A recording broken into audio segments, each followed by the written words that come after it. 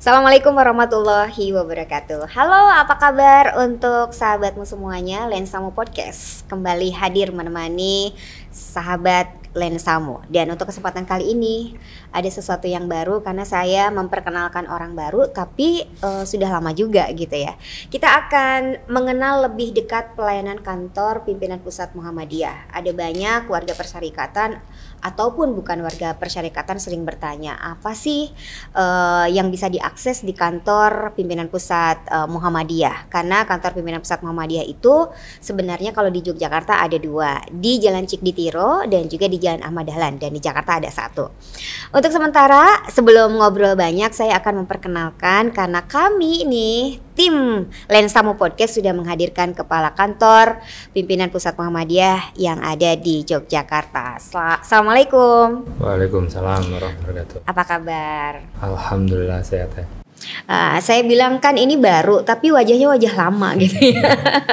Pak Arief Nurholis, beliau adalah kepala kantor pimpinan pusat Muhammadiyah di Yogyakarta yang pada saat ini mengemban amanah baru 3 bulan gitu ya Pak Arief ya. Tapi warga persyarikatan pastinya sudah tidak asing lagi karena wajah beliau tuh biasanya ya suka muter-muter wilayah gitu. Karena beliau adalah sekretaris Lembaga Resiliensi Bencana Pimpinan Pusat Muhammadiyah. Sebelumnya juga masih MDMC juga sebagai sekretaris ya. Berarti ini periode kedua menjadi sekretaris ya? 3. Oh, periode ketiga. Nggak bosan Pak? Takdir. Oh, takdir. Oke. Kita akan mengenal lebih dekat pelayanan kantor pimpinan pusat Muhammadiyah. Jadi kalau organisasi atau persyarikatan nih memang harus lestari sampai akhir zaman gitu ya. Ada beberapa organisasi ya, kalau Muhammadiyah kan organisasi besar gitu, perlu adaptasi gitu ya. Caranya seperti apa ya? Pasti harus maju, profesional dan modern. Nah, untuk lebih mengenal lebih dekat gitu, Pak Arief bisa menjelaskan dulu bagaimana gambaran di kantor pimpinan pusat Muhammadiyah, terutama yang di Yogyakarta. Silakan. Terima kasih, Tauja. Assalamualaikum warahmatullahi wabarakatuh. Kantor PP Muhammadiyah di Jogja sebenarnya kita mengendalikan atau berkoordinasi untuk 5 titik teh, bukan cuma 2 titik. Oh gitu ya? Iya, jadi ada di kantor PP Muhammadiyah di Jalan Cikditiro, itu yang isinya itu adalah kegiatan pimpinan pusat Muhammadiyah. Kemudian yang kedua itu di kantor PP Muhammadiyah Jalan Ahmad Dahlan. Di sana fokus untuk pelayanan kartu anggota Muhammadiyah, kemudian kantornya Majelis Lembaga dan Ortom khususnya NA dan IPM, Nahdlatul Aisyah dan Ikatan Pelajar Muhammadiyah. Kemudian kantor ketiga itu ada Jalan Taqwa. Jalan Taqwa itu ada kantor yang sekarang dipakai untuk kantor pimpinan pusat Tapak Suci sama kuartir pusat Hizbul Waton. Ya. Kemudian 2 titik lagi, satunya itu ada di Tabligh Institute dan satu lagi ada di Jalan Supeno. Itu walaupun memang untuk teman-teman, kawan-kawan, Bapak Ibu semua, saudara-saudara semua yang mendapatkan pelayanan atau memerlukan pelayanan dari kantor PP Muhammadiyah, memang banyak terfokus paling tinggi di 2 titik ya, di Jalan Cikditiro ini mau satu lagi di Jalan Ahmad Dahlan. Oke, itu mungkin bisa sebagai peta. Jadi kali ini saya dengan teman-teman kepala bagian dan juga karyawan PP Muhammadiyah di Jogja ini itu mengelola sekian gedung itulah, 5 gedung itu gitu. Jadi ada suara Widi juga ya sebagai kepala kantor gitu ya. Iya. Ya dulu tidak menyangka kalau kepala kantor tuh ngurusi cat, ngurusi apa gitu. Ternyata sekarang harus ngurusi catnya yang rusak, kemudian ganti lampu, tetap harus turun juga gitu ya. Iya, memastikan gitu ya. Atau mungkin nggak tahu, memang kayak saya saja kali ya. Biasa kalau kader begitu ya Pak. Ya, mungkin pertanyaannya kok katanya memastikan aja karena mungkin gini, kantor PP Muhammadiyah ini kan transformasi terus ya sejak lahirnya Muhammadiyah sampai sekarang. Itu mungkin dulu bentuknya sederhana, mungkin dulu zaman Kiai Dahlan itu mungkin bentuknya sederhana, sampai sekarang mungkin menjadi sangat kompleks.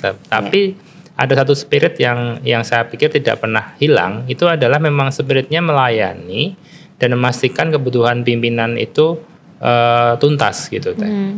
Saya pernah dapatkan dokumen-dokumen lama di kantor PP Muhammadiyah itu, dulu ada dokumen dengan tulisan tangan notulensi mungkin zaman Kiai Dahlan atau zaman Kiai-Kiai sebelumnya, selanjutnya ya, yang ketua-ketua sebelumnya. Itu juga tuntas sekali urusan dokumentasi, tentu saja itu akan dikelola oleh kepala kantor waktu itu kan gitu. Nah, saya pikir spirit ini sama, namun kompleksitasnya yang terus berkembang lah. Nah, kalau kepala kantor kali ini sebelumnya sudah mendapatkan banyak best practice atau praktek baik dari bapak kepala kantor, atau mungkin juga ada karyawan yang lain yang di PP Muhammadiyah selama ini, di periode ini kami meneruskan dan juga terus mengoptimalkan kan. Oke, gitu. Baik untuk sobatmu. Nah, untuk dalam rangka mengenal lebih dekat pelayanan kantor pimpinan pusat Muhammadiyah sebagai organisasi besar gitu, nampaknya tidak hanya pelaksanaan program kerja. Di balik itu ada banyak beberapa hal yang perlu diperhatikan, dari mulai tadi pengelolaan kantor, kesekretariatan gitu ya. Pelayanannya juga mungkin banyak ya, tidak hanya unsur pembantu pimpinan, belum juga wilayah-wilayah sampai ke bawah gitu, belum PTM gitu.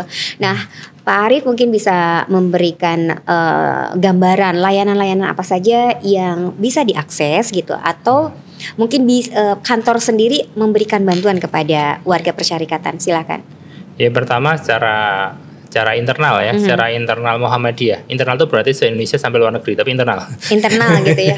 Internal itu dari Muhammadiyah pusat sampai ranting, dari Aceh sampai Papua, dan 30 negara kan gitu. Itu internal itu masih. Itu tentu saja pelayanan administrasi.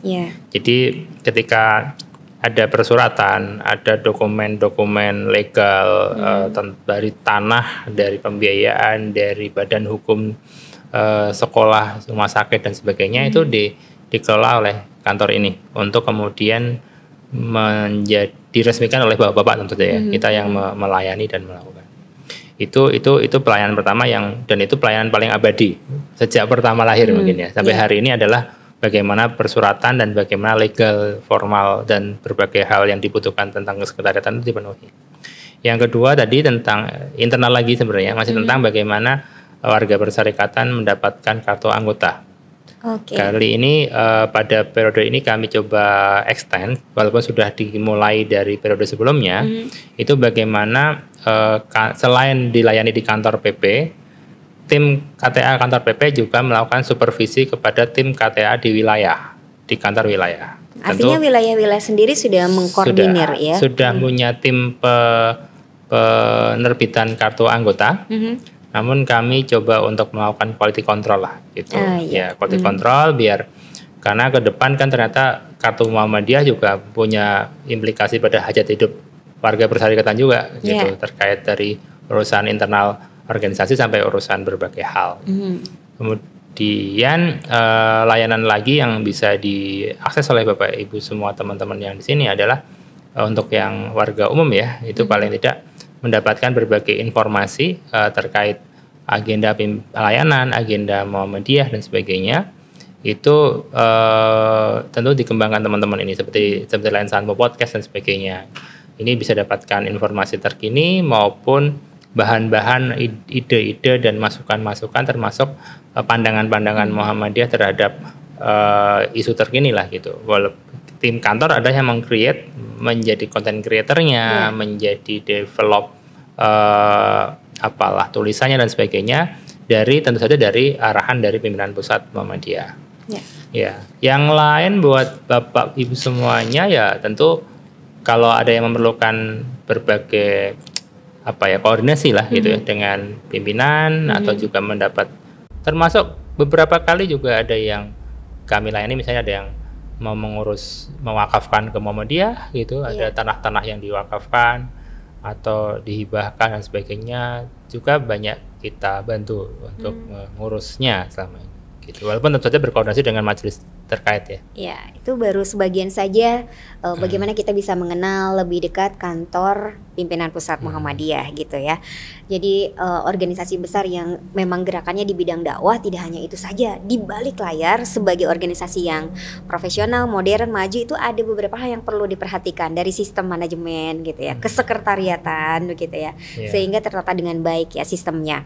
Nah, bisa Pak Arif bisa memberikan gambaran juga terkait dengan kantor pimpinan pusat ya, karena apakah kantor pimpinan pusat juga kantornya untuk apa saja sih gitu ya, selain tadi layanan-layanan gitu, ada beberapa bidang yang bisa diakses atau bisa diperkenalkan kepada warga perserikatan. Bisa jadi ini dicontoh juga sehingga dari pusat sampai ranting juga bisa tertata dengan baik gitu. Kantor pimpinan pusat Muhammadiyah itu mungkin juga ibaratnya mungkin seperti semacam istana sebenarnya buat Muhammadiyah. Namun istana yang mungkin lebih egaliter ya, bukan yang feodalisme angker, gitu. Bukan angker atau feodal atau bahkan. Namun istana karena jadi pusat komando dari pengendalian program dan sebagainya. Di kantor ini misalnya di Ciditiro aja lah gitu. Ciditiro itu masih ada aktivitas misalnya menerima tamu dari cabang, dari ranting gitu. Itu dikelola gitu. Gitu. Jadi kalau misalnya ada yang mau hadir tentu dengan koordinasi ya, karena kalau mendadak hadir nggak ada parkiran nantinya. Jadi tetap ya ada pemberitahuan. Ya, ada pemberitahuan gitu, ada pemberitahuan, kemudian nanti kita kondisikan biar tuntas lah gitu. Terus kadang juga karena kami selain tadi melayani kehadiran dari Bapak Ibu semua di ranting Sabang, juga kadang kita juga mengolah tamu-tamu PP Muhammadiyah yang lain gitu kan. Bahkan sampai tingkatan pejabat tertinggi lah dari negara dan sebagainya pun kita kelola di kantor ini dengan baik. Sehingga kadang kita harus atur aja sih, bukan membatasi, tapi lebih ke arah mengatur bagaimana terlayani semua dan kemudian memuaskan semua. Di sini ada ruangan yang mungkin yang mungkin Bapak Ibu semua yang di Muhammadiyah sangat paham kalau Muhammadiyah itu ada sekian ribu rapat gitu. Atau dari rapat ke rapat gitu ya. Jadi salah satu program mungkin. Karena rapatnya memang karena kalau tanpa rapat program nggak jalan gitu dan sebagainya. Dan itu ruang ini akan sangat sibuk dengan rapat. Rapat-rapat dari ada yang majelis, lembaga, biro, dan juga unsur pembantu pimpinan yang lain termasuk ortom. Dan makanya tadi ada beberapa tempat, ada beberapa gedung itu banyak kan memang rapat-rapat dan juga pelatihan dan pengajian biasanya gitu.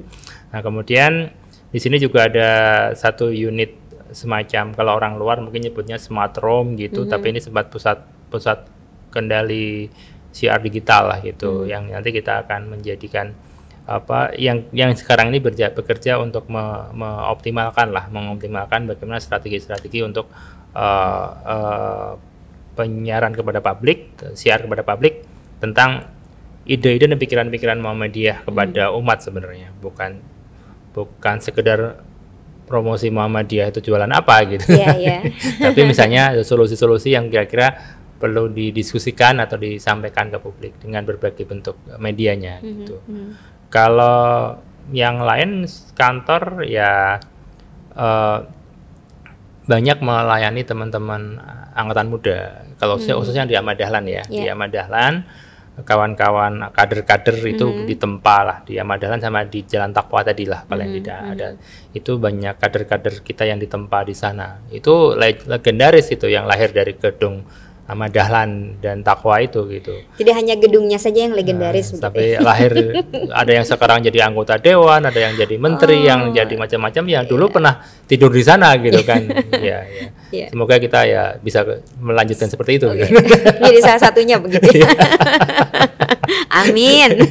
Jadi mungkin yang agak menjadi satu yang mungkin jadi legend atau banyak kisah emang mungkin kalau di tema kawan-kawanan muda banyak kan di Ahmad Dahlan ya gitu. Walaupun sekarang juga bagian dari kita kendalikan. Karena di sana pertama juga dekat fasilitas publik yang lebih banyak gitu kan, kemudian pusat kuliner depannya tuh. Iya, sangat memudahkan gitu ya. Sekarang sampingnya ada hotel SM Tower dan sebagainya gitu. Tapi saya pikir cukup dinamis lah gitu. Dan saya pikir dari yang zaman dulu, kalau nggak salah itu tertera 19 berapa ya? 1923 atau berapa tuh gedung itu ada prasasti-nya gitu. Nah, itu mungkin kalau kami dari kantor memang memastikan layanan itu tertata rapi. Sampai hari ini kita sedang merekonstruksi beberapa fasilitas seperti internetnya kita maintain dengan versi terbaru gitu kan, internetnya, kemudian jaringan-jaringan listrikan, kemudian penataan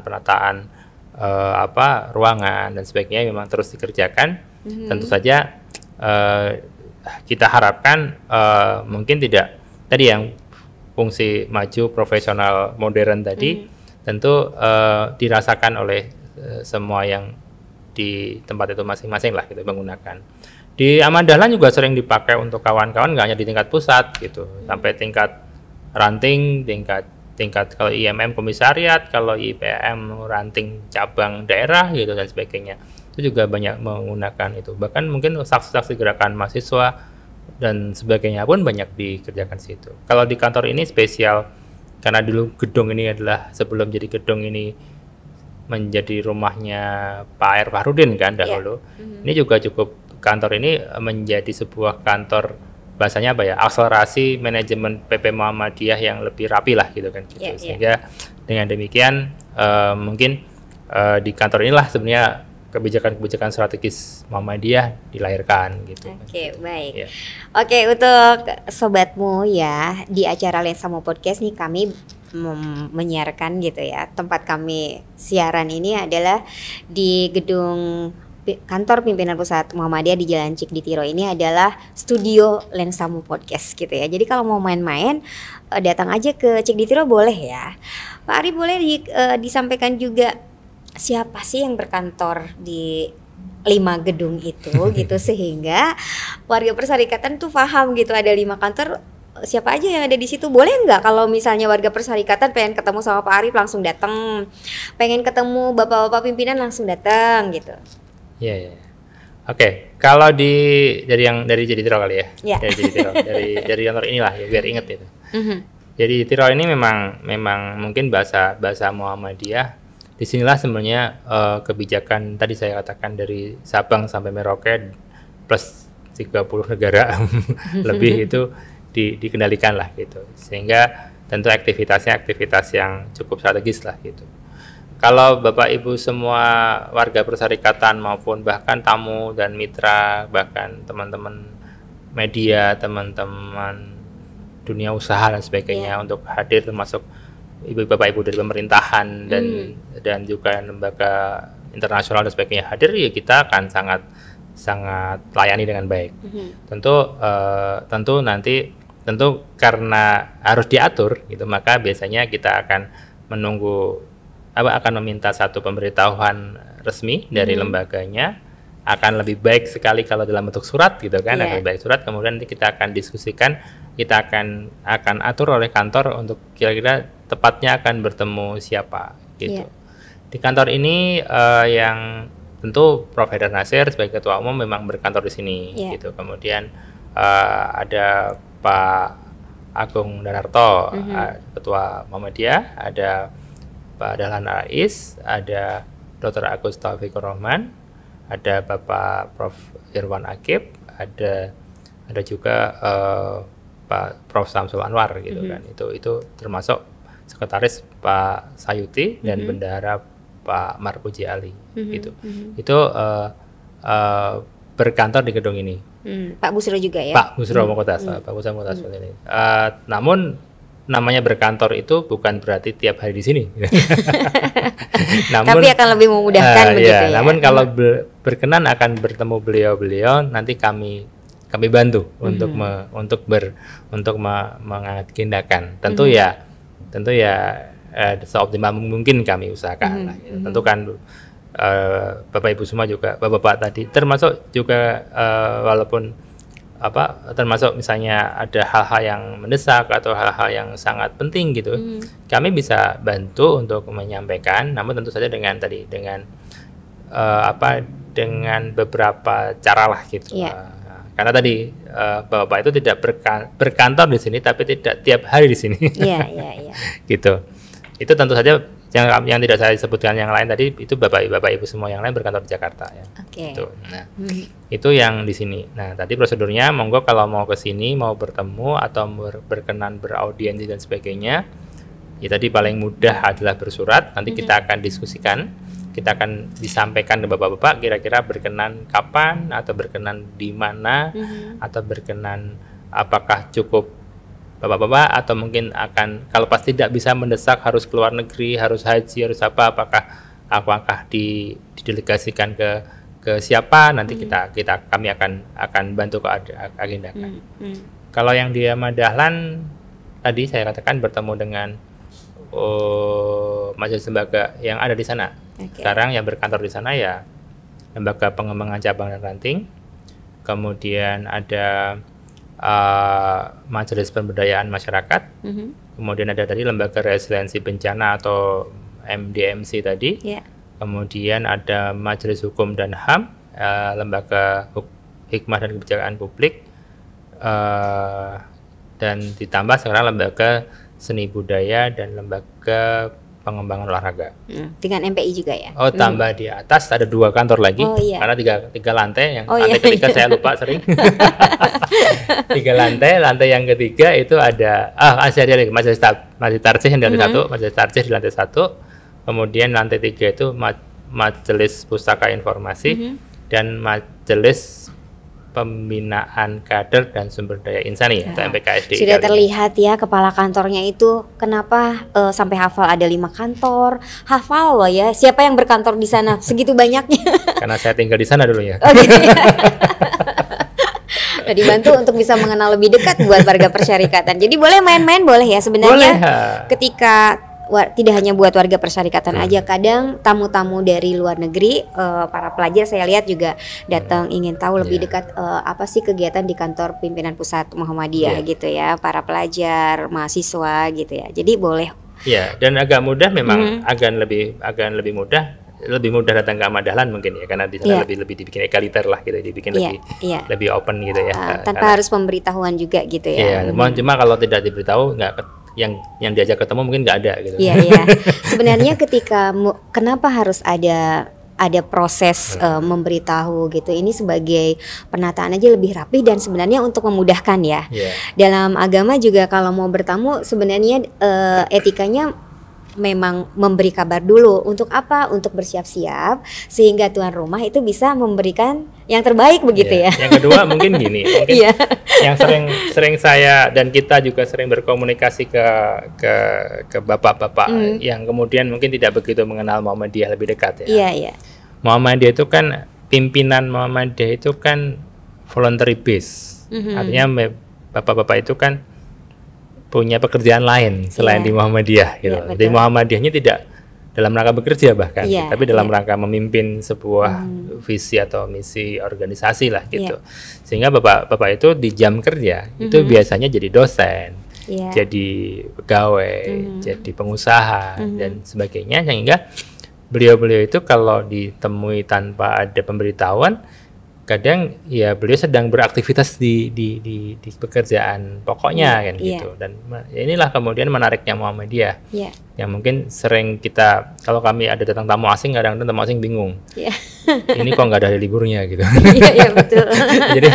jadi bahkan kalau zaman muda dulu kan, kalau saya masih di IMM, sekarang udah nggak muda lagi ya Pak? Iya, agak tua dikit lah gitu. Itu kalau ketemu bapak malah kalau ke rumah ditungguin di habis subuh gitu kan. Iya benar. Kalau mau ketemu habis subuh, kalau saya salam nggak ada ya jadi gagal bertanya gitu. Jadi lebih aman kalau habis subuh gitu. Iya gitu, karena nggak bisa lari. Nah, artinya kenapa memerlukan pemberitahuan? Karena kami akan bantu untuk mengatur gitu kan, mengatur dan menyampaikan standby-nya kapan. Gitu. Itu paling penting, bukan membirokrasikan atau membuat persulit sih. Lebih memastikan dan insya Allah udah jauh-jauh sampai sini ya semoga bisa ketemu dengan yang diharapkan. Ya. Baik, wah ngobrolin mengenal lebih dekat dengan pelayanan kantor pimpinan pusat Muhammadiyah yang ada di Jogja, seru juga gitu ya. Ada banyak yang mungkin warga perserikatan tidak tahu gitu. Dan mudah-mudahan ini bisa membantu kepada warga perserikatan yang akan berkunjung atau melakukan banyak hal sesuai dengan tujuannya masing-masing. Kalau kader itu kalau nggak bikin KTA kok kayaknya ya jadi kurang terikat secara etika dan moral lah gitu istilahnya ya. Jadi kan nanti ketika punya KTA kan berarti dia punya tanggung jawab moral untuk membesarkan, memikirkan, berkontribusi. Betul. Dan ada pintu berkontribusinya. Kalau dia nggak punya KTA juga, begitu dan kalau dia kalau saya pribadi ketika saya punya pikiran banyak tentang Muhammadiyah misalnya gitu ya. Kemudian saya pengen salurkan ke event-event resmi. Kalau tanpa KTA saya nggak punya pintu masuknya kan.